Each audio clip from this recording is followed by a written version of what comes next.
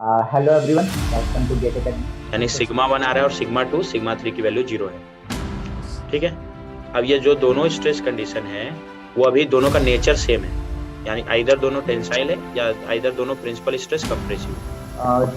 एक अच्छी बात थी कि जब भी क्वेश्चन आ रहे थे तो आप सोच के आंसर कर रहे थे, ये अच्छी बात है।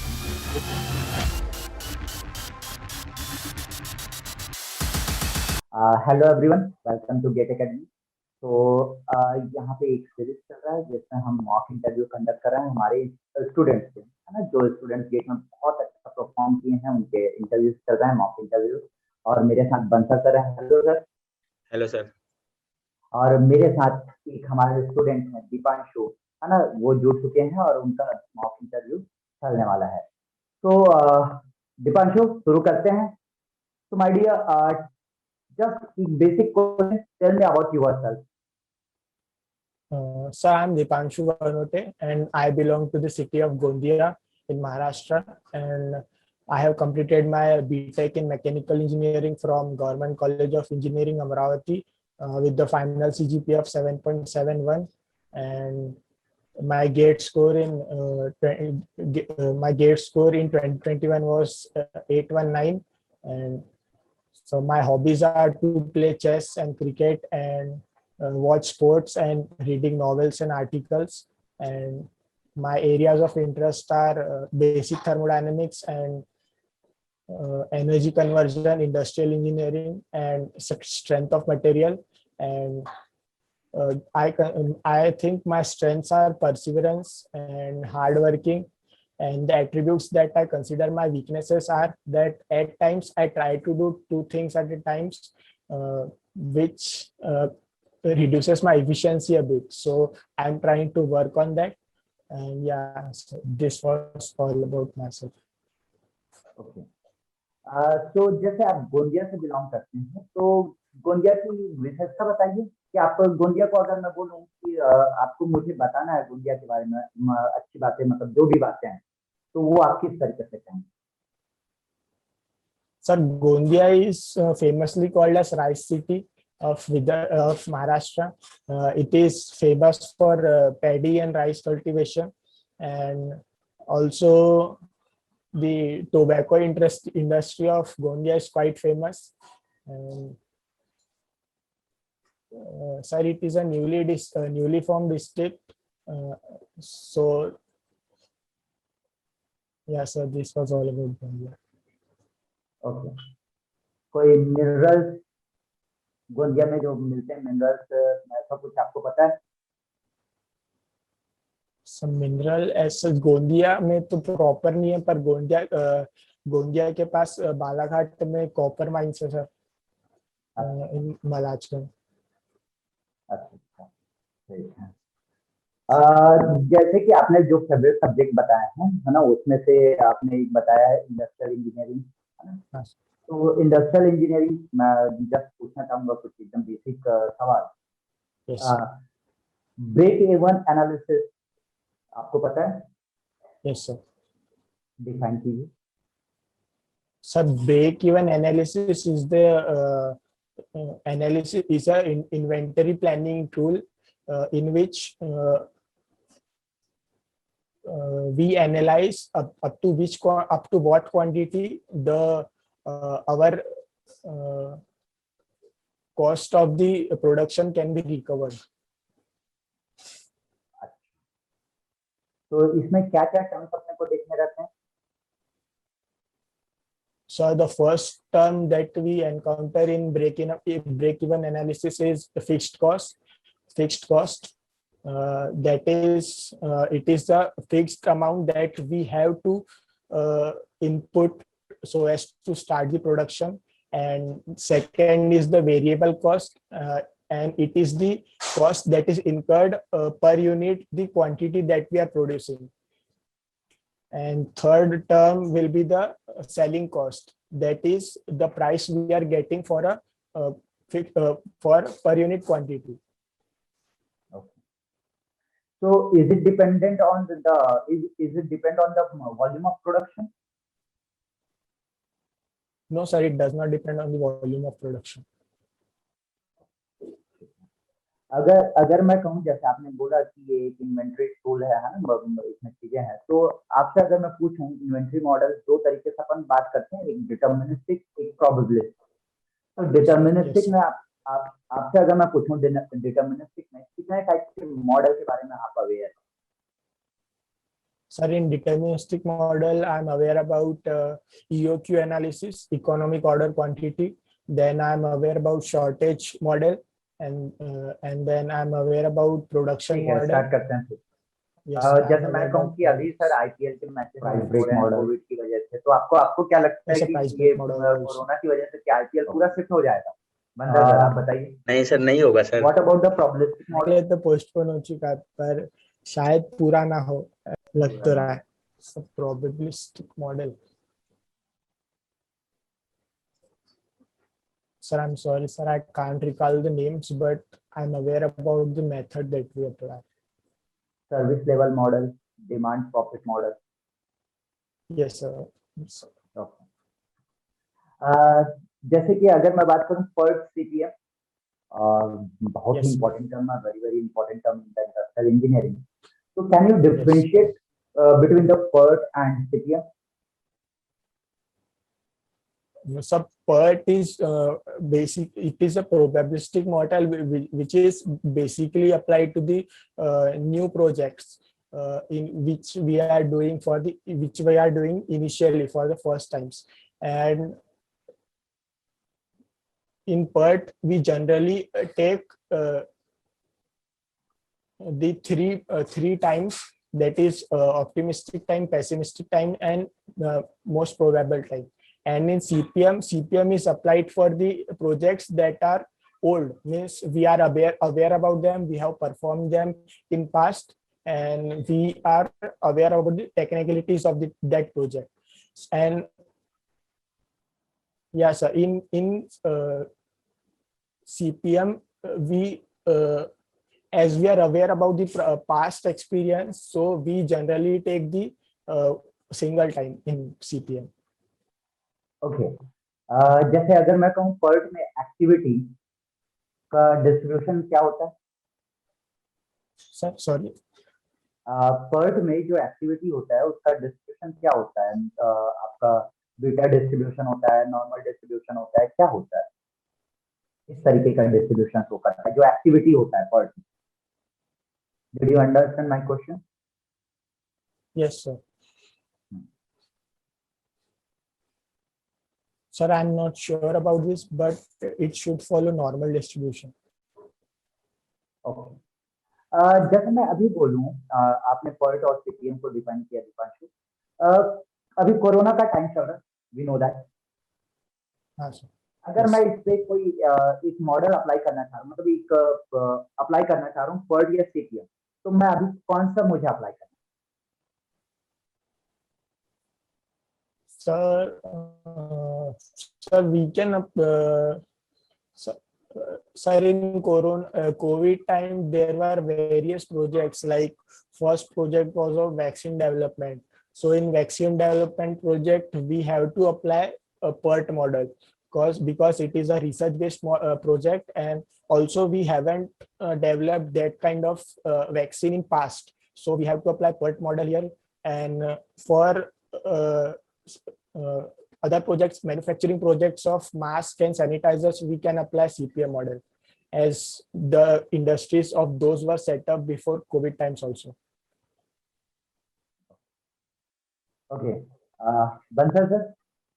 Yes sir. हाँ, आपके हाथों है ना, आपका क्वेश्चन कीजिए। ठीक है। हाँ दीपांशु, Yes, sir. सपोज ये एक बार के लिए HPCL का इंटरव्यू चल रहा है। Yes. ठीक है।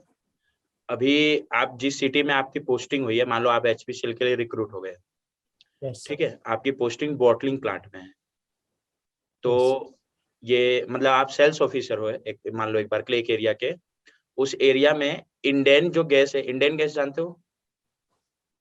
Yes, sir. किसका है वो, कौन सी कंपनी का? So I think it is of BPCL. No, Indian oil. Yeah. ठीक है। तो उस एरिया में इंडेन गैस बहुत ज्यादा फेमस है। ठीक है। मतलब हर घर में इंडेन गैस का जो सिलेंडर है वही है। अब आप HPCL के वहां सेल्स ऑफिसर बन के गए हो और आपको HP गैस को वहां फेमस करना है, मतलब उस एरिया में, तो आप क्या क्या strategy अपनाओगे? So, um, first strategy can be of pricing. So the pricing, pricing, pricing तो गैस का प्राइस आप चेंज नहीं कर सकते, सिलेंडर PSU है दोनों, IOCL भी HPCL भी।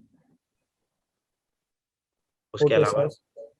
So another strategy can be applied of that the distribution center, the licensing can be done to some higher number of peoples. For example, 3 to 4 licenses can be given at lower cost among that area, so that people take the license of HP, and thus on their behalf they start advertising the HP gas cylinder. And this is the only thing I can think of. Okay, ठीक है। ये अगर मैं पूछूं आपसे, आपको 5 subject, अगर जो गेट के प्रिपरेशन में आपने सारे सब्जेक्ट तैयार किए होंगे, वैसे तो आपका गेट में इतना अच्छा रैंक है तो सारे ही सब्जेक्ट में उम्मीद कर रहा हूँ अच्छा होगा कॉन्सेप्ट, बट फिर भी 5 सब्जेक्ट आपको सेलेक्ट करना हो तो आप किन किन सब्जेक्ट को सेलेक्ट करोगे? So firstly, I will select basic thermodynamics. Second can be heat transfer. Third can be strength of material. Fourth can be industrial engineering, and fifth can be machine design. Okay, ठीक है। अब मैं question पूछ रहा हूँ, pen paper use करना हो तो आप कर सकते हो। सपोज एक मेरे पास बार है और बार ऊपर से फिक्स है, ठीक है। Yes. अब उसमें ये, ठीक है, उसका वेट अभी नेग्लिजिबल है, उसपे एक नीचे में एक्सेल लोड लग रहा है P, तो अगर मैं उसके टॉप से बॉटम पॉइंट का डिफ्लेक्शन करो बनाऊं, मैं कौन सा करो पूछ रहा हूँ, डिफ्लेक्शन करो, कैसा बनेगा? Sir, as it is straight, so deflection won't be there. It will be deformation along the axis. हाँ, तो उसका कर्व कैसे बनेगा? जैसे टॉप पॉइंट का डिफॉर्मेशन 0 होगा, Yes, sir. बॉटम पॉइंट का डिफॉर्मेशन PL/A होगा, इंटरमीडिएट पॉइंट का कुछ डिफॉर्मेशन होगा, तो उसी को मैं एक ग्राफ में प्लॉट करूं तो Sir, कैसा? it will be I think triangular plot. Triangular, linear, Yes. ठीक है, लिनियर। उसमें इस लिनियर ग्राफ में कुछ एजम्पशन है क्या? उस लोडिंग में कुछ हम लोगों ने एजम्पशन लिया क्या, इसलिए लिनियर बना?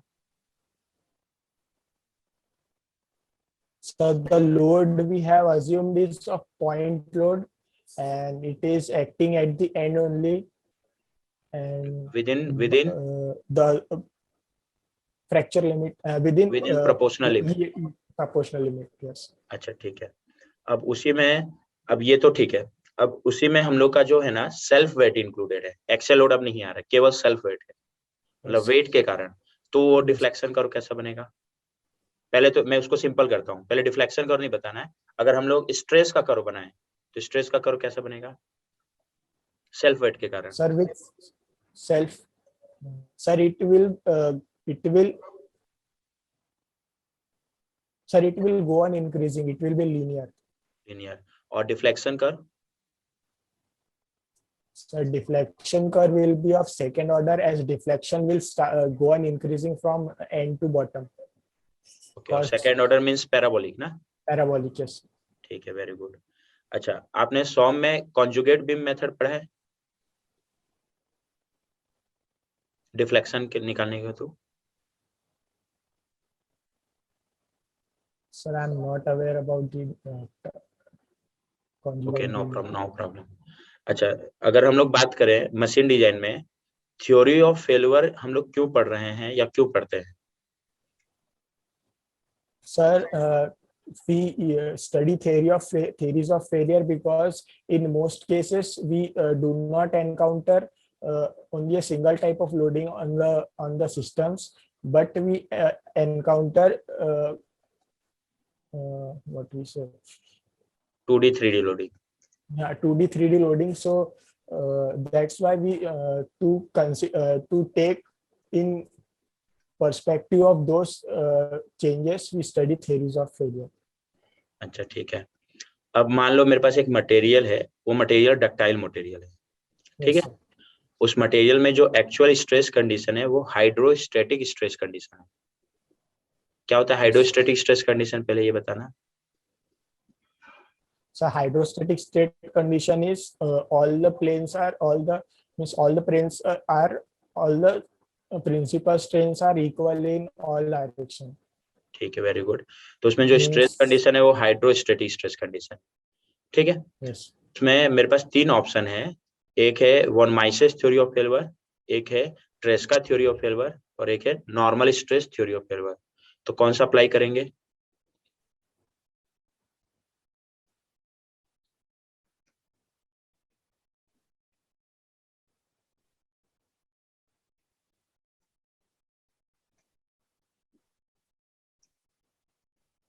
Sir, all three can be applied as result will be same for all three. Hydrostatic stress condition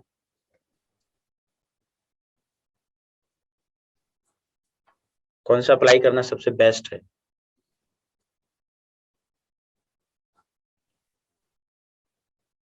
Sir, maximum shear stress theory. ठीक है, कोई बात नहीं, मैं आगे बढ़ रहा हूँ, इधर ध्यान देना। हाइड्रोस्टैटिक स्ट्रेस कंडीशन में सिग्मा 1 सिग्मा 2 सिग्मा 3 तीनों सेम होगा, Equal, yes sir. तो मैक्सिमम शियर स्ट्रेस 0 आएगा क्या? Maximum, yes sir. Maximum shear तो फिर stress तो will उसके be हिसाब से तो मेरा मटेरियल कभी फेल होगा ही नहीं, तो उसको यूज नहीं कर सकते, ये एक एक्स्ट्रा, ठीक है। सेम जी distortion energy per unit volume भी हाइड्रोस्टैटिक स्ट्रेस कंडीशन के लिए कितना आएगा? 0। yes sir. तो हाइड्रोस्टैटिक के लिए ये दो थ्योरी भले मटेरियल डक्टाइल हो तो भी नहीं यूज कर सकते, ठीक है। Okay sir. हाँ, अच्छा। अब अगला मेरा जो मटेरियल में स्ट्रेस कंडीशन है ना, वो 2D स्ट्रेस कंडीशन है, यानी Okay, सिग्मा 1 आ रहा है और सिग्मा 2 सिग्मा 3 की वैल्यू 0 है, yes sir. ठीक है। अब ये जो दोनों स्ट्रेस कंडीशन है वो अभी दोनों का नेचर सेम है, यानी आइदर दोनों टेंसाइल है या आइदर दोनों प्रिंसिपल स्ट्रेस कंप्रेसिव है, Yes, sir. ठीक है। तो अगर मैं ये पूछूं कि distortion energy theory of failure, shear stress theory of failure और रैंकाइन थ्योरी ऑफ फेल्योर, उन तीनों में सबसे सेफर कौन सा है? Sir, distortion energy will give the oversafe design. Again repeat. A distortion energy theorem will give the oversafe design. Over safe, Yes sir. मतलब maximum safety. Safety point of view से first, ये दोनों का nature same है principal stress का। Yes sir. So shear stress theory will give the safe design. और Rankine? So Rankine will be in second, and then we will consider the third. एक काम करना, मेरे को फर्स्ट कोऑर्डिनेट पे region of safety theory of failure का बनाने जानते हो? Yes sir. फर्स्ट कोऑर्डिनेट में रैंकाइन और ट्रेस्का का ग्राफ कैसा बनता है?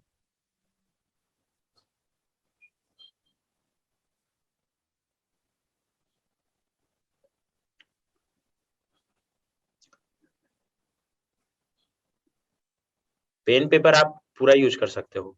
Yes.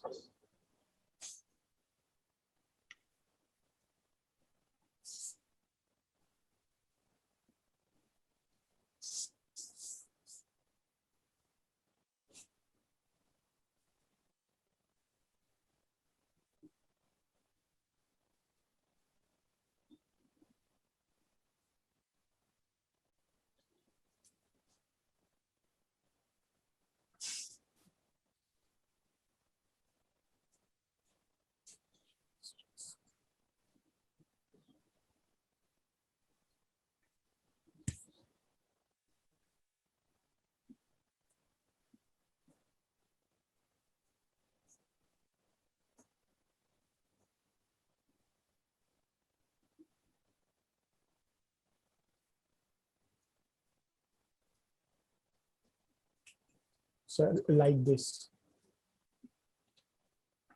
ठीक है, मैं देख लिया, वेरी गुड। तो फर्स्ट कोऑर्डिनेट पे क्या रैंकाइन और ट्रेस्का का ग्राफ सेम बना है क्या? Yes sir. तो दोनों इक्वली सेफर होना चाहिए क्या?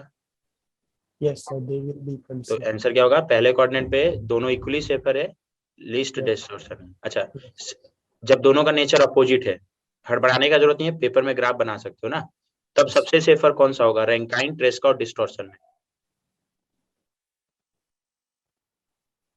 सेकंड कोऑर्डिनेट मतलब दोनों का nature opposite.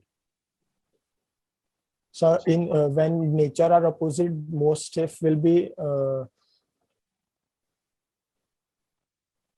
I think Rankine, sir.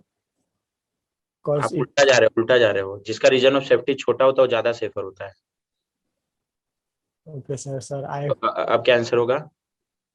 sir it will be Tresca. Trace का। सेकंड नंबर में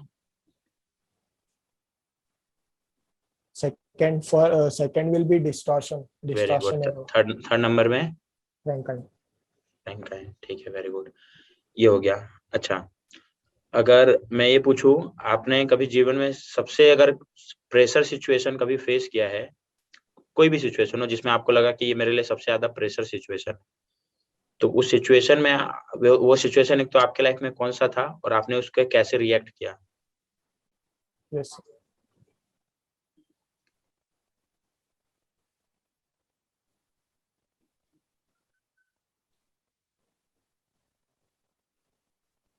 Sir, I think the most pressure situation I have faced was of the presentation of my final year project. As our guide was the principal of our college, my guide was the principal of my college, and he had strictly warned us that your project should be good and presentation should be up to the mark. Otherwise, your grades will be very low in the project as I am guiding you. So that was the most pressure situation I faced, and I actually, sir, I actually responded by doing it togetherly. So, sir, I called my roommates, my project mates, one day before the presentation, and we actually prepared whole day doing mock interviews of each other. And this is how I faced the pressure situation. ठीक है, okay.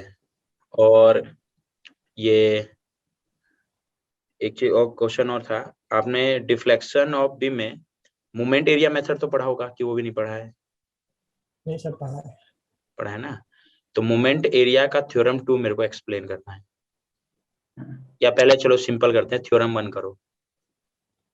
So theorem 1 is for the calculating the slope at a particular point, and according to this theorem, the slope of a particular point is equal to the m by EI diagram of the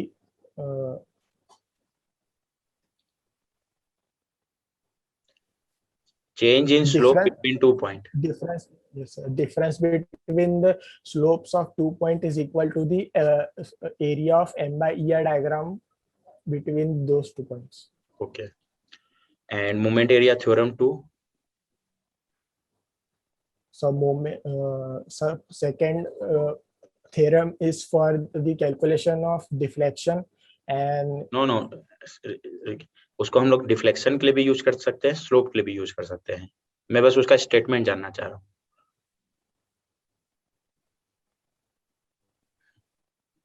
No, sir, I'm not recalling the statement actually. ठीक है, okay, कोई problem नहीं है। ये double integration method और Macaulay method, दोनों में क्या थोड़ा सा डिफरेंस है? मैकॉले मेथड हम लोग कब यूज करते हैं? So Macaulay method is used when there are more than one loading. So तो अगर मेरे पास एक मैकॉले फंक्शन है, yes sir. मैकॉले फंक्शन है x माइनस 2, मैकॉले फंक्शन के अंदर x माइनस 2 है, फिर उसका स्क्वायर है।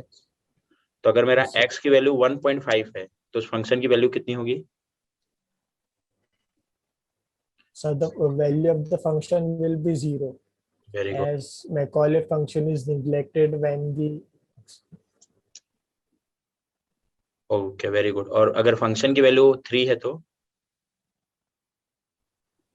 then it will be 1. ठीक है। अगर मेरे पास एक मैकॉले फंक्शन है 2 डिग्री का, मतलब मैकॉले x माइनस 2 उसके पावर में 2 है, तो उसका इंटीग्रेशन क्या होगा? Sir, it will be x minus 2 cube upon 3. Very good. अच्छा, अगर मेरे पास एक मैकॉले फंक्शन है x माइनस 2 पावर में 0, यानी कितने डिग्री का मैकॉले फंक्शन है? 0 डिग्री का। 0 degree. ठीक है, तो अगर मेरी x की वैल्यू 1.5 है तब फंक्शन की वैल्यू कितनी होगी? सब फंक्शन की वैल्यू 0 ही होगी सर। और अगर x की वैल्यू 3 है तो? सब 1। और अगर x की वैल्यू 2 है तो? then it will be 0. Not defined. Okay, note करते जाना पॉइंट ना, जहां जो मिल रहा है। Yes. ये हो गया सर। अभी आप कुछ पूछें पहले। दीपांशु, जैसा आपने मेंशन किया कि आपका थर्मल पार्ट मतलब आपको पसंद है, थर्मोडायनेमिक्स आपको पसंद है, तो मैं आपको एक जस्ट सिचुएशन दे रहा हूँ कि मेरे पास ना दो रूम है, दो इंसुलेटेड रूम, ठीक है? Yes. दो इंसुलेटेड रूम है, दोनों रूम में same volume, same mass, same condition है, सेम फ्लूइड है, मतलब एयर जो है दोनों जगह सेम है, सब कुछ सेम, ठीक? एक में मैंने लगाया एक फैन 100 वाट का, दूसरे में मैंने लगाया एक हीटर 100 वाट का, मतलब दोनों का पावर क्या है? सेम है। Same, equal. हाँ, दोनों रूम इंसुलेटेड है, मैंने पहले ही कहा था, और दोनों में जो इनिशियल टेम्परेचर है वो भी सेम है, Ti। Yes sir. Let us assume 20 degree दोनों में इनिशियल टेम्परेचर। अब मैंने दोनों, एक में मैंने क्या लगाया है? फैन, एक में मैंने क्या लगाया है? हीटर, और दोनों को मैंने सेम टाइम पे ऑन किया, और मैं चाहता हूं कि मुझे दोनों कमरे में ऐसा कौन सा कमरा होगा जिसपे जो टी फाइनल है 40 डिग्री वो फास्टेस्ट मिलेगा, सबसे जल्दी मिलेगा, कौन सा कमरा होगा? क्वेश्चन समझ पाए? Yes sir.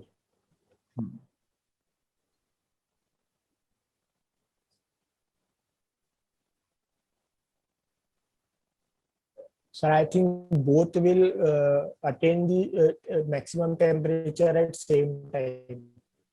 Very good. Why? Sir, because in both the cases we are applying energy in form of work. In heater case, we are applying energy in form of electrical work, and in fan part, we are applying energy in form of shaft work. So conversion of both the energies into internal energy will take place similarly. So both will have same time. Very good. जैसा आपने mention किया, आगे बढ़ते हैं, SMT के बारे में भी मेंशन किया, हीट ट्रांसफर के बारे में भी मेंशन किया, तो लेट्स टॉक अबाउट फिन। अगर मैं आपसे पूछूं कि फिन को किस तरीके से डिफाइन करें, तो आप कैसे डिफाइन करना चाहते हैं? So fin are the sort of extensions that are applied on the particular appliance to increase the heat transfer or heat How? dissipation Okay. by कैसे? increasing the surface area. But sir, by increasing the surface. Yes sir. Okay. अगर मैं आपसे कहूँ कि increasing the surface area, मैं in general जब देखता हूँ तो मल्टीपल फिन्स रहते हैं, मल्टीपल फिन्स, है ना? ऐसा तो नहीं है कि एक फिन एरिया रहेगा। अगर मैं कहूँ कि एक फिन उतना सरफेस एरिया, एक फिन अगर लगाऊं, है ना, मल्टीपल फिन के लिए नहीं जाता। हाँ, तो ऐसा क्यों नहीं करते कि एक फिन लगाए? So because the increase in the heat transfer rate will be negligible for one single fin, and so by applying multiple fins, the area increases by substantial amount. That's why we apply large number of fins. Okay, ठीक है। अगर मैं आपसे कहूँ कि जैसे अपने vehicles में फिन्स लगे रहते हैं, अपन बाइक वगैरह चलाते हैं तो हमारे में फिन्स जो इंजन रहता है उसमें फिन्स लगे रहते हैं। अगर व्हीकल का स्पीड, मतलब एक व्हीकल है, रनिंग है, फॉर एग्जांपल मैंने बोला 50 किलोमीटर पर आवर की स्पीड चल रहा है एक टाइम पे, दूसरे टाइम पे व्हीकल चल रहा है 80 किलोमीटर पर आवर, और जो बाकी सिचुएशन है वो सेम, वेलोसिटी मैंने बढ़ाया, तो किसमें फिन ज्यादा इफेक्टिव होगा या दोनों में सेम है?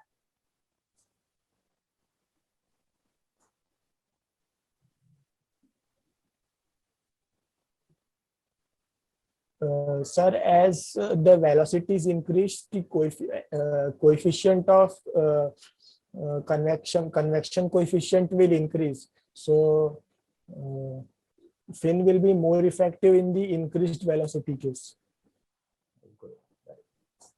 अच्छा दीपांशु, मेरा मन है कि मैं फिन को इन जनरल बाहर देते हैं, है ना, अपना सरफेस के बाहर फिन को लगाते हैं।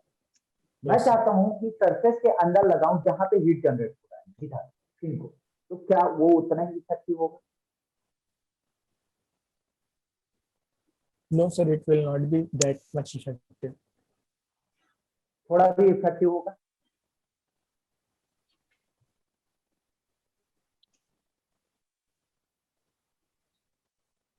Sir, I'm not sure, but it will be effective up to some extent, but not as effective as applying on the outer side.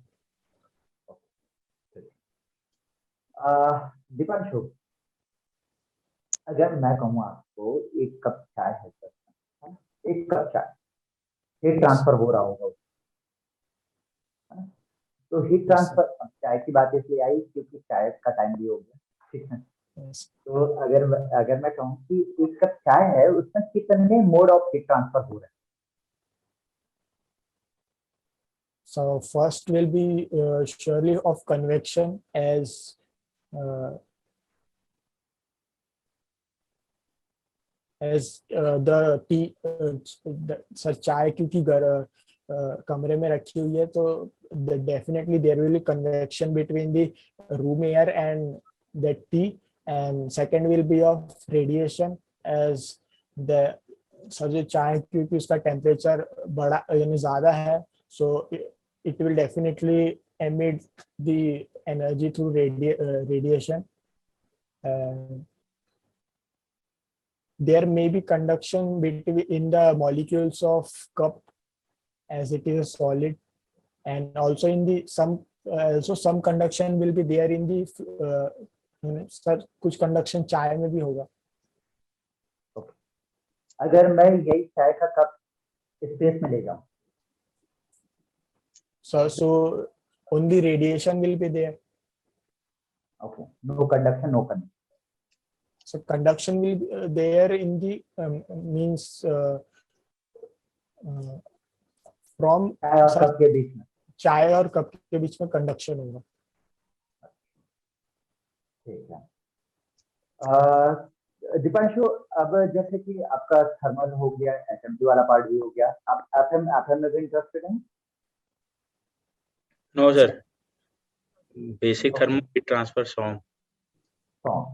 Okay okay, ठीक है। तो बेसिक थर्मल से एक क्वेश्चन मुझे और ध्यान आ रहा है, जब मैं पूछना चाह रहा था, है ना, कि या अगर हम, मुझे एक चीज मैं पढ़ते आया हूँ कि आज तक high grade energy, low grade energy मुझे नहीं समझ में आया।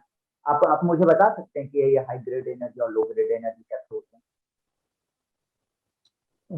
Sir, high grade energy is that form of energy which does not need any processing or so as to obtain a useful work from it, like kinetic energy. We can use kinetic energy directly to obtain some kind of useful work. Means it can be directly used to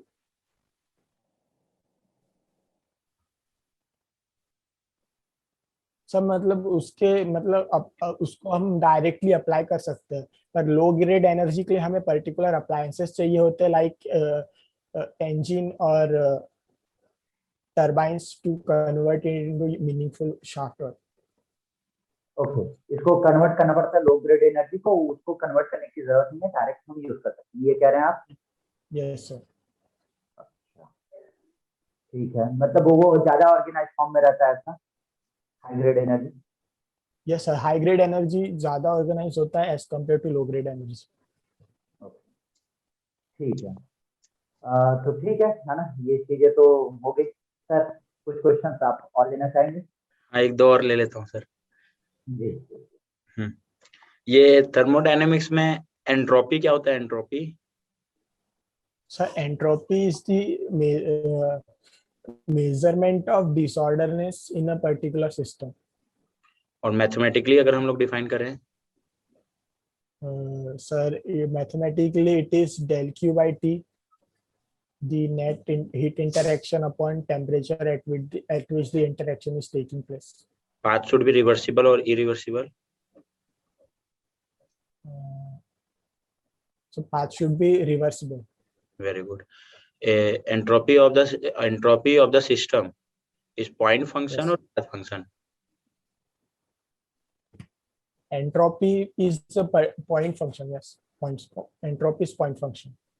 So, and entropy of the universe?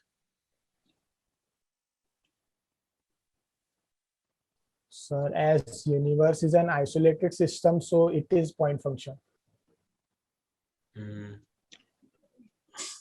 Suppose ये एक मेरा एक piston है, उसमें cylinder है, उसमें हम लोग क्या कर रहे हैं, उसको एक्सपांड कर रहे हैं, पिस्टन ऊपर जा रहा है, ठीक है, हीट ट्रांसफर के थ्रू। तो पिस्टन मेरा 1 पोजीशन से 2 पोजीशन में पहुंचा, उसके अंदर जो भी मेरा फ्लूइड है, वर्किंग फ्लूइड, उनका इनिशियल स्टेट P1, V1 और T1 है, फाइनल स्टेट P2, V2 और T2 है। Yes. तो पहले वो गया आइसोथर्मल प्रोसेस के थ्रू 1 से 2, एंड सेकेंडली वो गया रिवर्सिबल। सर रिवर्सिबल या इरिवर्सिबल? ये टेम्परेचर कांस्टेंट है, वेदर इट इज रिवर्सिबल और इरिवर्सिबल, ठीक है। तो एंट्रोपी ऑफ द सिस्टम, मान लो यही कर लेते हैं, रिवर्सिबल प्रोसेस के थ्रू गया 1 से 2, स्टेट सेम है इनिशियल और फाइनल, एंड इरिवर्सिबल प्रोसेस के थ्रू गया स्टेट 1 से 2, तो एंट्रोपी चेंज सेम होगा कि अलग होगा सिस्टम का? So entropy change will be equal in both cases. अच्छा, 1 से 2 गया, पहला प्रोसेस था रिवर्सिबल, सेकेंड प्रोसेस था इरिवर्सिबल, तब भी एंट्रोपी चेंज यूनिवर्स का सेम होगा कि अलग होगा दोनों केस में? So यूनिवर्स का डिफरेंट होगा। तो फिर वो पॉइंट फंक्शन कैसे हुआ? Yes, so entropy of universe is a path function because sir उसमें अगर हम लोग यूनिवर्स को एज ए सिस्टम कंसीडर नहीं कर रहे हैं तो उसको हम लोग पाथ फंक्शन बोल सकते हैं। Yes. Very good. अच्छा, और अगर मेरा क्लासियस इनइक्वालिटी क्या होता है? So Clausius inequality is that the integral of so the ratio of heat transfer and temperature for a particular cycle is less than 0. अगर cyclic integral del Q by T का less than 0 है, yes sir, ठीक है, तो वो क्या होगा? Process reversible, irreversible और नॉट पॉसिबल? सर अगर लेस देन 0 है तो इरिवर्सिबल होगा, इक्वल टू 0 तो reversible, no and greater than 0 then? so greater than 0 is not possible for a cycle. अच्छा, अगर हम लोग बात करें केल्विन प्लैंक स्टेटमेंट, yes, और सेकेंड लॉ का दूसरा स्टेटमेंट क्या है? Kelvin Planck and Clausius statement. क्या दोनों स्टेटमेंट एक दूसरे से लिंक कर सकते हैं कि हम लोग, क्योंकि अल्टीमेटली दोनों ही तो सेकेंड लॉ को जस्टिफाई कर रहा है।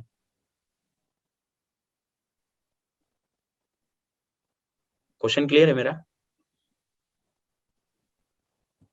मैं ये पूछ रहा हूँ। Sir they are linked, yes sir they are linked. अगर मेरा केल्विन प्लैंक स्टेटमेंट सेटिस्फाई नहीं हो रहा है तो क्या क्लॉसियस स्टेटमेंट सेटिस्फाई हो? केल्विन प्लैंक स्टेटमेंट अगर मैं सेटिस्फाई कर रहा हूँ तो पक्का है क्या क्लॉसियस इक्वेशन, वो क्लॉसियस कंडीशन भी सेटिस्फाई होगा?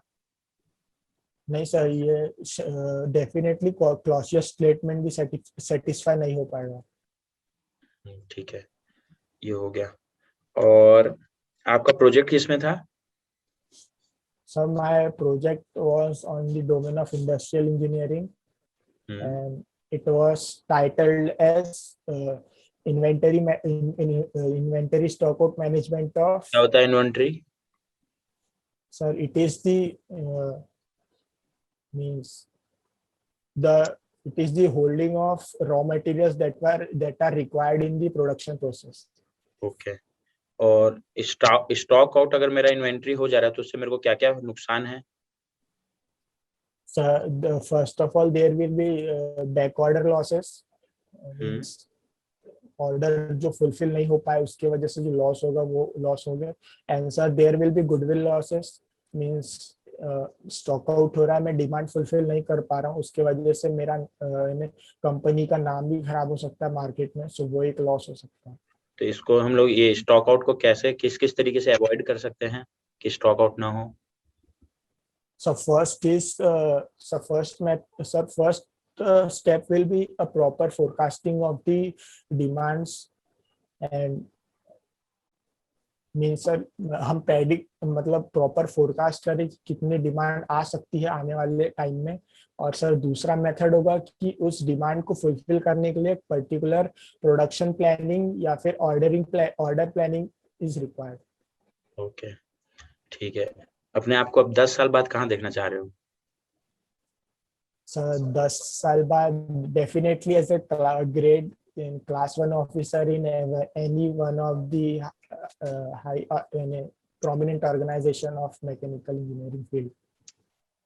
ओके, तो फिर आप HPCL का इंटरव्यू दे रहे हो, क्या वो मैकेनिकल इंजीनियरिंग के लिए एकदम कोर इंस्टीट्यूट है या ऑर्गेनाइजेशन?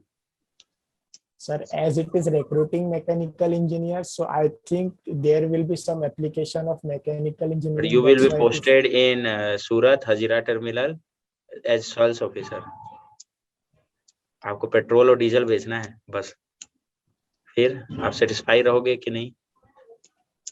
Yes sir, क्या उसमें आप अपना इंजीनियरिंग से क्या इनपुट दे सकते हो?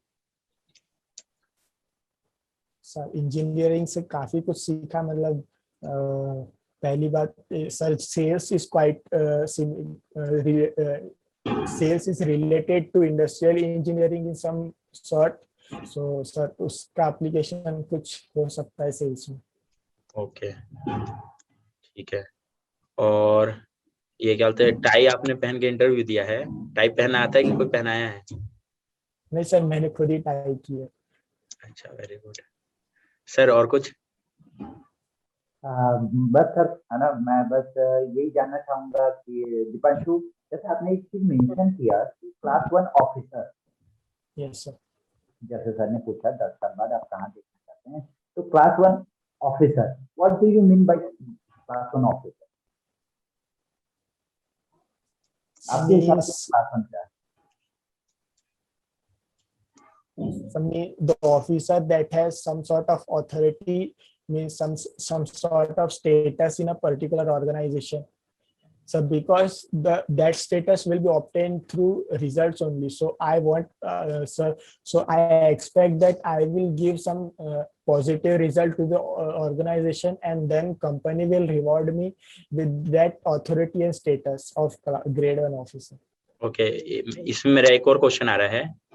मान लो आपने 3 साल अच्छा काम, बहुत अच्छे से काम किया, सब चीज अच्छा किया, ठीक है? yes. लेकिन आपको 3 साल बाद प्रमोशन का रूल है, बट आपको प्रमोशन नहीं मिला, आपके कलीग को प्रमोशन मिला, जो आपको नजरिए में लगता है कि उसने उतना अच्छा परफॉर्म नहीं किया जितना आपने किया था। तो फिर क्या आप कैसे उस सिचुएशन को डील करोगे? क्या उसमें आपकी कंपनी की कोई गलती है कि? Yes sir, first of all I will try to get the company's perspective sir कि उस बंदे को promotion क्यों मिला। सर अगर कुछ valid reason है then I will be okay with it, but if there some sort of mismanagement, then I will definitely convey it to my higher authorities, and I will definitely try to raise the issue in front of higher management. मतलब गलती बंदे की होगी, आप ऐसा नहीं हो सकता कि आपसे भी कुछ मिस्टेक हुआ हो काम करने में? नहीं सर, that's what अपना असेसमेंट करोगे कि नहीं? Yes sir, I will sir, that's what I said, I will try to get the company's perspective. If company find that I was not that efficient in that way, so sir I will also try to improve myself for perform better. Okay. Sir अब feedback कर लेते हैं, देते हैं।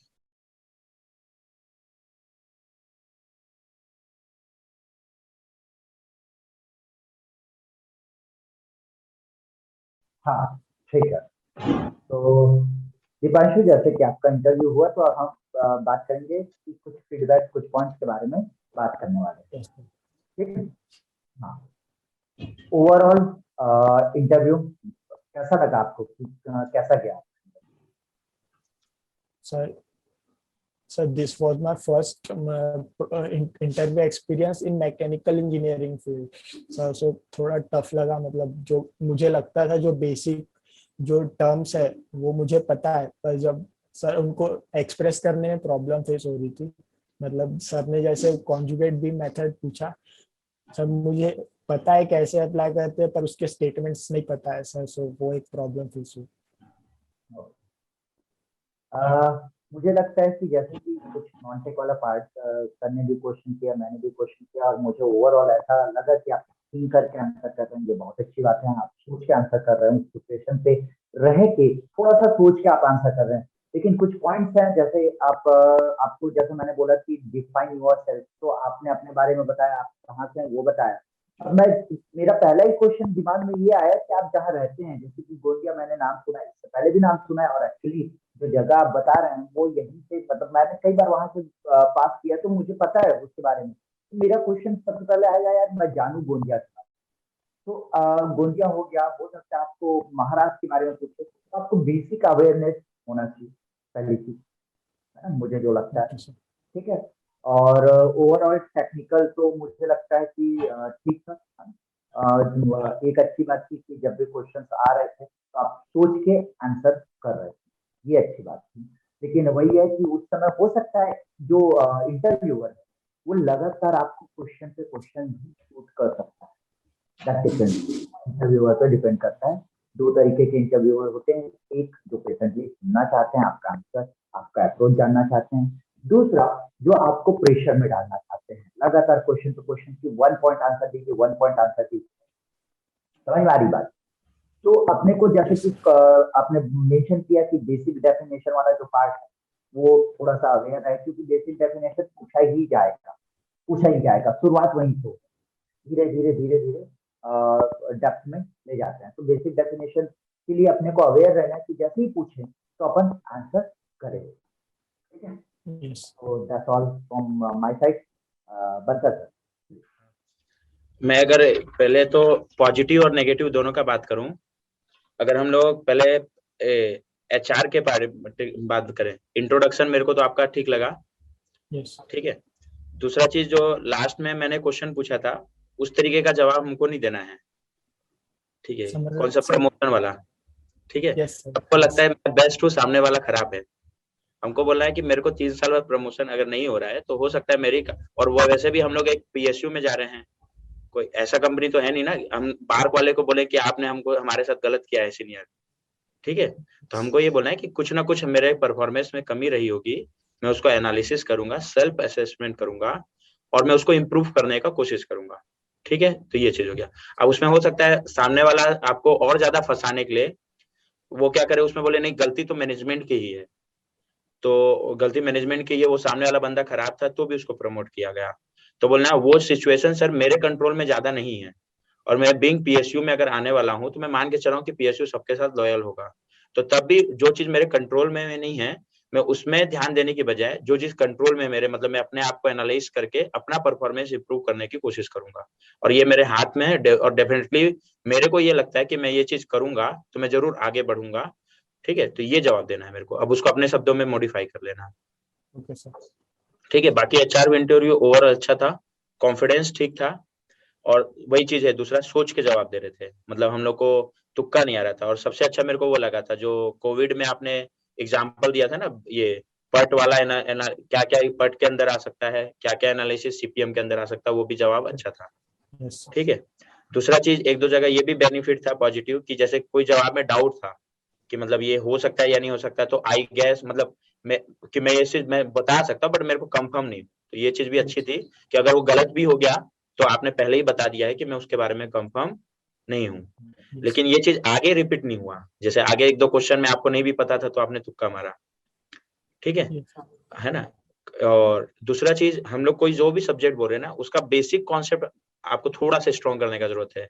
जैसे moment area theorem 2, तो उसको मेरे को या वो ऐसे डिफ्लेक्शन के लिए निकालते हैं या वो अलग चीज है, उसका स्टेटमेंट क्या है बेसिक क्लियर होना चाहिए। थ्योरी ऑफ फेल्योर का बेसिक क्या है, रीजन ऑफ सेफ्टी का सिग्निफिकेंस क्या है। तो आज जो जो पॉइंट भी मिला आपको कि मेरा टेक्निकल में ये पॉइंट में गलती हुआ है, तो उसका मेरे को बेसिक कॉन्सेप्ट इंप्रूव करना है। ठीक है। Yes sir. थर्ड, अगर मैं बात करूं, मैंने जो इंटरव्यू में टेक्निकल क्वेश्चन पूछा था, लेकिन मैं एग्जैक्टली तो बाहर के स्टैंडर्ड में नहीं गया, बट ध्यान देना, मैंने जो भी क्वेश्चन पूछा था, एक ही क्वेश्चन को मैं थोड़ा इलोंगेट करने को कोशिश कर रहा था। जैसे मैं थ्योरी ऑफ फेल्योर में ही करीब 10 मिनट रहा, मैं एक एक्सेल लोड में ही डिफ्लेक्शन करके क्वेश्चन में 10 मिनट। तो बार का क्वेश्चन, जब भी बार का प्रिपरेशन करोगे ना, तो दिमाग में एक चीज रखना कि बार वाला जो है ना, वो एक ही क्वेश्चन को 1 घंटा खींचेगा, है ना। अब 1 घंटा खींचेगा तो शुरू में तो बहुत आसान पूछेगा, धीरे धीरे उस क्वेश्चन में नए नए एलिमेंट को क्या करते जाएगा, ऐड करते जाएगा। तो अच्छा, 1 घंटा एक क्वेश्चन को खींच रहा है वो, तो क्या जरूरी है कि हम लोग को पूरा क्वेश्चन ही बन जाए? नहीं बनेगा, बीच में तो जब मैं टफ करते जाऊंगा तो दिक्कत जाएगा। तो बार के लिए ये स्ट्रेटजी ध्यान रखना जब भी बार का प्रिपरेशन करोगे। बाकी एचआर तो बहुत अच्छा था, ठीक है कि बार का ना जो फोकस होता है ना, सबको लगता है टेक्निकल इंटरव्यू है तो केवल वो आपका कॉन्सेप्ट देख रहा है। तो एक चीज याद रखना, कॉन्सेप्ट वो 15 मिनट में पकड़ लेगा कि आपका कॉन्सेप्ट अच्छा है कि नहीं अच्छा है, ठीक है। अगर उसको लगेगा आपका कॉन्सेप्ट अच्छा नहीं है ना, तो उसको 15 मिनट में वो आपको बाहर कर देगा रूम से, ठीक है। उसके बाद अगर आपका कॉन्सेप्ट, उसका जजमेंट रहा कि अच्छा है, तो आपका इंटरव्यू कम से कम 2 घंटा जाएगा, ठीक है। जैसे मेरा भी इंटरव्यू 2 से 2.5 घंटा था। अब वो 2 से 2.5 घंटा में वो क्या जज करना चाहेगा ना, केवल वो कॉन्सेप्ट नहीं देखेगा, वो एक ही क्वेश्चन को उसके खींचने का कारण ये है 1 घंटा या 1.5 घंटा, कि वो क्वेश्चन में जब आपको क्वेश्चन को आगे खींच रहा है, जैसे हम लोग अपन ग्रुप में ही कोई चीज डिस्कस करते हैं, तो अगर वो ग्रुप डिस्कशन उसका क्वेश्चन में लंबा जा रहा है, तो 2 चीज होगा, या तो आप उससे इरिटेट होगे, या तो आप उसको एंजॉय करोगे और जो भी पैनल है उसके साथ डिस्कस करोगे, ये 2 ही चीज होगा। तो अगर मैं उस पैनल के साथ डिस्कस कर रहा हूँ ना, तो आप रिसर्च के लायक हो और उसको एंजॉय कर रहे हो, और आप उससे इरिटेट हो रहे हो, लोग 2 मिनट में समझ जाएंगे आपका चेहरे का एक्सप्रेशन देख के कि आप इरिटेट हो रहे हो कि एंजॉय कर रहे हो। तो अगर आप इरिटेट हो रहे हो तो आप, भले आपका कॉन्सेप्ट कितना भी अच्छा है, बट आप रिसर्च के लायक नहीं हो। तो बस ये चीज ध्यान देना बार के इंटरव्यू में, कि मेरे को कॉन्सेप्ट तो अपना अच्छा करना ही है, बट जो भी वो क्वेश्चन पूछे ना, अगर नहीं भी बन रहा है तो उनके साथ डिस्कस करना है। जरूरी नहीं कि 2 घंटे में मैं हर चीज सही बताया हूँगा, बट उनके साथ आप डिस्कस करोगे ना, तो उसको लगेगा कि आप रिसर्च के लायक हो। ये मेरे साइड से था। बाकी आपको और कुछ लगता है, कुछ पूछना चाहिए या जो भी?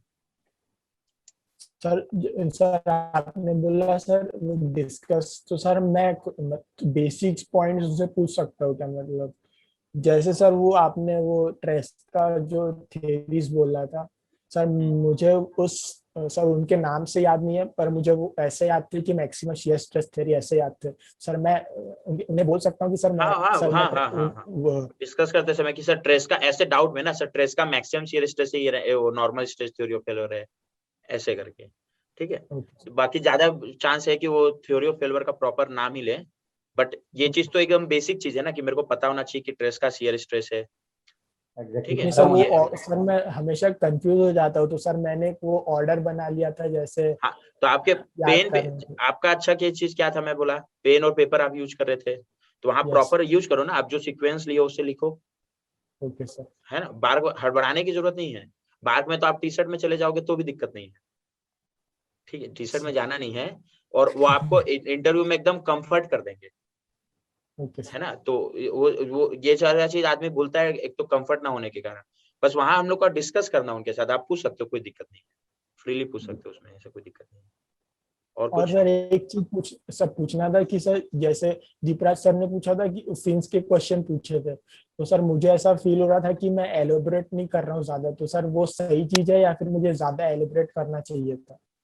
नहीं, आप वहाँ पे पॉइंट टू पॉइंट आंसर किए, ये अच्छी बात थी, क्योंकि मैं पॉइंट टू पॉइंट की क्वेश्चंस वहाँ पे पूछ रहा था कि ये अगर ऐसा करूंगा तो क्या हो, तो हाँ ऐसा होगा, इसका रीजन ये है, तो ये अच्छी बात थी वहाँ पे पॉइंट टू पॉइंट आंसर। हाँ, लेकिन बस वही बार का पॉइंट ऑफ व्यू से मैं बता दूं, वो फीन का क्वेश्चन शुरू होगा ना, तो फीन का क्वेश्चन 1 घंटा जाएगा, ये मेरे को याद रखना।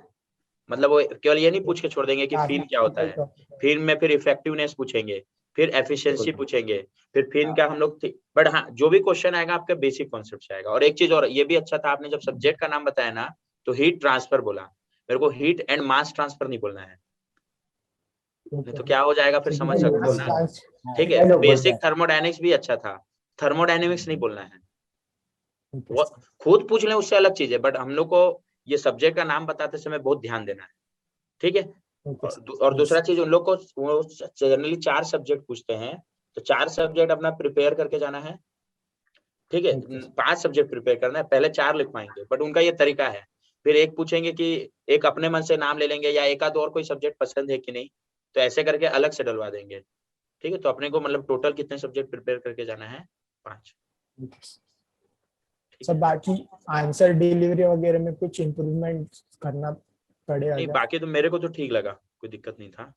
बस मेरे हाँ HR के क्वेश्चन में वो सेल्स वाला में भी थोड़ा सा मतलब अपने को उस टाइप के क्वेश्चन, जैसे अब क्वेश्चन पता चल गया तो उसको प्रिपेयर करना है, उसमें हम लोग और क्या क्या बोल सकते हैं। और हम लोग को ये चीज बहुत ध्यान देना है, जैसे प्राइसिंग वाला वो हम लोग को नेगेटिव, इतना तो सबको पता होना चाहिए कि PSU है तो प्राइसिंग अलग नहीं दे सकते, लेकिन हम लोग अच्छी सर्विस प्रोवाइड कर सकते हैं।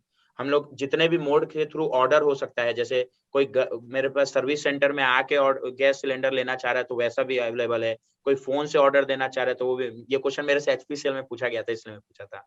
कोई फोन से ऑर्डर देना चाह रहा है तो उससे भी हो जाएगा, कोई ऐप यूज करना चाह रहा है तो उससे भी हो जाएगा। तीसरा चीज क्या कर सकते हैं, हम लोग हर 3 महीना में उनको सर्विस प्रोवाइड कर सकते हैं। सर्विस मतलब गैस सिलेंडर का सफाई का, ये सारा चीज तो एडिशनल हम लोग प्रोवाइड कर सकते हैं। ठीक है, तो इस तरीके से सर्विस को बेटर करेंगे तो हम लोग की तरफ अट्रैक्ट होंगे। जब मेरे से पहला कनेक्शन ले रहे हैं तो हम लोग चूल्हा या 2-3 चीजें उनको कॉम्प्लीमेंट्री फ्री दे सकते हैं, उसके लिए हम लोग को गवर्नमेंट मना नहीं करेगा। ठीक है, तो ये छोटी छोटी। और हाँ, इंट्रोडक्शन में वीकनेस अपना शुरू में नहीं बताना है। आपने वीकनेस बताया था ना, एक साथ 2 काम करने लगता हूँ, यही बताया था ना? हाँ सर यही खुद से नहीं बताना है। सर, यानी जब वो पूछेंगे तभी बताना है। हाँ तभी बताना है, और ऐसे बताना है वीकनेस को कि वो भी बाद में लगने लगे कि मेरे स्ट्रेंथ में कन्वर्ट हो गया है ना। जैसे एक्चुअल में होता यही है, एक चीज याद रखना, जो इंसान का सबसे बड़ा वीकनेस होता है वही स्ट्रेंथ भी होता है, मेरे को तो ये लगता है। बिल्कुल बिल्कुल है ना, तो अपने को लास्ट में कन्वर्ट होते होते वो स्ट्रेंथ में भी थोड़ा बहुत मॉडिफाई करे, जो मेरे को कहीं ना कहीं कई बार हैम्पर भी करता है, बट कहीं ना कहीं मेरे को फायदा भी पहुंचाता है। बिल्कुल। सर मैं ये बताऊँ ना सर कि मैं एक साथ 2 काम करता हूँ, तो सर ये बताओ, ये ज्यादा बेहतर रहेगा कि मैं ये ना बोलूँ, ऐसा कुछ सर, इससे अलावा कुछ और बोल दूं? एक साथ दो काम करना कई जगह अच्छा भी है। अब तो दुनिया ही मल्टीटास्किंग वाला है। अब वो कछुए के रेस वाला दुनिया नहीं है, खरगोश के रेस से आगे बढ़ना है। ठीक है, तो खराब चीज नहीं है, बट हाँ 1-2 जगह वो मेरे को हैम्पर करता है, लेकिन खुद से नहीं बताना। अगर मेरे को लग रहा है ना कि मेरे को वीकनेस है तो उसको मेरे को, अब जैसे आपने प्रोजेक्ट भी किया उसी समय तो गेट का भी प्रिपरेशन किया। Yes sir. तो वो क्या, प्रोजेक्ट भी मेरा अच्छा गया, भले प्रोजेक्ट खराब हुआ हो बट उनको थोड़ी बोलना है, तो वो मल्टीटास्किंग था ना। Yes sir. तो अच्छी चीज है ना। हाँ ये अलग बात है कि हम लोग पढ़ाई कर रहे हैं और साथ में मोबाइल देख रहे हैं, है ना, तो अपने को उसको स्ट्रेंथ में बताना है, बट कहीं कहीं मेरे को हैम्पर कर देता है।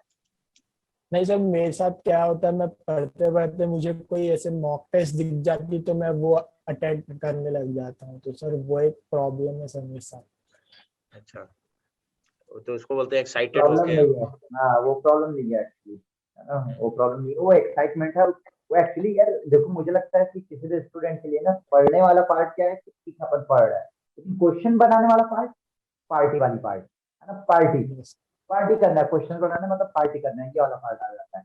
तो वो एक्साइटमेंट की वजह से भागते हो कि मॉक टेस्ट आ गया, अच्छा अच्छा अच्छा, मुझसे पूछ रहा क्वेश्चन, ये आंसर हुआ, ये काइंड ऑफ, है ना, तो एक्साइटमेंट है। तो ये तो कहीं पे भी वीकनेस नहीं होगा, अगर ये पॉइंट बोल के, ये उदाहरण देके बोलोगे ना तो नहीं होगा। ठीक है, ठीक है फिर बाकी और इंटरव्यू ओवरऑल अच्छा था, मेरे Yes. को अच्छा लगा। मतलब मैं अभी तक 2-3 इंटरव्यू लिया हूँ, उसमें मेरे को सबसे बेस्ट आप ही का लगा। ठीक है, बस जो जो आपको कमी लग रहा है उसको इम्प्रूवमेंट करना है, और ये पहला इंटरव्यू था मेरे ख्याल से इस टाइप का। तो दूसरा Yes. चीज ये भी अच्छा था, आप इस इंटरव्यू के लिए सीरियस होके आए थे, प्रॉपर एक ड्रेसिंग करके कंप्लीट करके। दूसरा चीज इंटरव्यू में ये भी ध्यान देना, लैंग्वेज का कहीं बैरियर नहीं होता है एक्सेप्ट BPCL। अगर BPCL का इंटरव्यू होता है तो वहां हम लोग को कोशिश करना है पूरा इंग्लिश यूज करने का, क्योंकि ये छोटी जी छोटी अगर पॉइंट है। अपन करते हैं। ठीक है, उसके अलावा बाकी इंटरव्यू में कोई जिसमें आप कंफर्टेबल हो ना, पूरा उसमें देना है। जब मेरे को हिंदी कंफर्टेबल है उस समय हिंदी में बोलना है, जब इंग्लिश कंफर्टेबल हिंदी में। तो लैंग्वेज को प्रेशर पे नहीं लेना है, मेरे को कम्युनिकेशन अच्छा रखना है, लैंग्वेज को बैरियर नहीं बनाना है अपना। ठीक है, इवन अगर कोई इंटरव्यू में साउथ इंडियन होगा ना, वो भी हिंदी में पूछेगा, बट आप जिसमें फिर कंफर्टेबल हो, जैसे अगर हाँ आप इंग्लिश में कंफर्टेबल तो जवाब इंग्लिश में देना, हिंदी में कंफर्टेबल हो तो हिंदी में देना। ठीक है, लेकिन सर मतलब BPCL के लिए याद रखना, वैसे आपका इंग्लिश भी ठीक है, BPCL के लिए याद रखना कि मेरे को इंग्लिश में देना है। सर मतलब कहीं जैसे प्रॉब्लम हुई तो स्विच कर सकते हैं क्या, इंग्लिश टू हिंदी, हिंदी? बिल्कुल बिल्कुल कर बिल्कुल सकते हैं, आप मैं पूरा इंटरव्यू मिक्स में दिया हूँ, और IOCL HPCL बार 3 जगह सिलेक्शन, BPCL में नहीं हुआ था लेकिन। दीपांशु, दीपांशु बीपीसीएल एक चीज इस है बार यहाँ पे सर। हाँ, सर ने जैसे मेंशन किया ना, लैंग्वेज वेरियर नहीं है, तो जहाँ पे टेक्निकली बहुत ज्यादा पूछा जाता है, लाइक बीआरसी हो गया है ना, और बाकी जो रिसर्च ऑर्गेनाइजेशन हैं जहाँ पे टेक्निकल इंटरव्यू पे ज्यादा फोकस किया जाता है, वहाँ पे लैंग्वेज का कभी भी कोई बैरियर नहीं आएगा। बट काइंड ऑफ जैसे मैं बोलूंगा पीएसयूज है ना, उसमें कहीं ना कहीं आप, अगर आपका कम्युनिकेशन स्किल अच्छा है, आपका इंग्लिश अच्छा है, तो उसको आप प्रोजेक्ट कर सकते हैं, उसको प्रोजेक्ट कर सकते हैं। अगर मेरे पास दो तीन क्वालिटी के एस्पिरेंट्स है, दो तीन क्वालिटी के कैंडिडेट, और मुझे एक कैंडिडेट में लगा कि यार इंग्लिश अच्छा है, और हम यहाँ जैसा अगर मैं बात करूँ सेल्स या मार्केटिंग जगह जा रहे हैं, तो इंग्लिश को कहीं ना कहीं एक ऊपर रखा जाएगा। नहीं सर, हाँ, ये IOCL ये सब में एकदम नहीं है। मतलब मैं, ये मेरा अनुभव था सर, कि जो मैं शेयर किया, काइंड ऑफ मुझे लगता है कि यस, कहीं ना कहीं BPCL वाला तो सर हिंदी को यूज कर दिया तो बाहर, BPCL में। हाँ सर बीपीसीएल में ध्यान रखना पड़ेगा। हाँ, तो BPCL में बहुत ज्यादा ध्यान देना है। नहीं, मेरा और ना बार का इंटरव्यू के लिए एक और सजेशन दूंगा सर, अपने इलेक्ट्रॉनिक्स में सोनल अग्रवाल सर है ना, जी, तो बार्क किए हैं, वो भी बार्क में जॉब किए हैं, ठीक है। तो मैं सोच रहा था एक वीडियो मैं भी बनाने का बार्क के इंटरव्यू के लिए, बट जरूरत नहीं है, आप उनका इंटरव्यू वो देखना, यूट्यूब में वीडियो बनाए हैं बार्क के इंटरव्यू का, और जैसे Yes. वो मेरे ख्याल से 8 साल पहले इंटरव्यू दिए होंगे, मैं 4 साल पहले इंटरव्यू दिया हूँ, लेकिन जैसे जो मेरा फीलिंग है ना बार्क के इंटरव्यू का, एज इट इज उन्होंने शेयर किया है, तो मेरे को अलग से वीडियो बनाने का जरूरत ही नहीं पड़ा, मैंने उसका वीडियो देखा, तो एक बार उसको जरूर विजिट करना। तो बार का इंटरव्यू का क्या एक आइडिया है ना, वो लग जाएगा, वो एकदम जैसा बार का इंटरव्यू होता है, और चूंकि उनका भी एक्सपीरियंस वही था, मेरा भी एक्सपीरियंस वही है, तो पता है, मतलब इसका मतलब कंफर्म है कि बार का पूरा पैटर्न ही वो है इंटरव्यू लेने का, ठीक है। तो उसके प्रिपरेशन के लिए मैं सजेस्ट करूंगा उस वीडियो को एक बार जरूर देखना। जरूर, Okay, अच्छी sir. बात। ठीक तो ठीक है दीपांशु, यहाँ पे इंटरव्यू एंड करते हैं। Yes. अभी जिस तरीके की चीजें हैं dear, stay safe, stay healthy, मस्त मेहनत करते रहो, ठीक है ना। तो ऑल द बेस्ट सारी चीजों के लिए, ठीक है। Thank you, sir. Thank you so all much. The best. Thank you, sir. कैसा लगा इंटरव्यू देखे?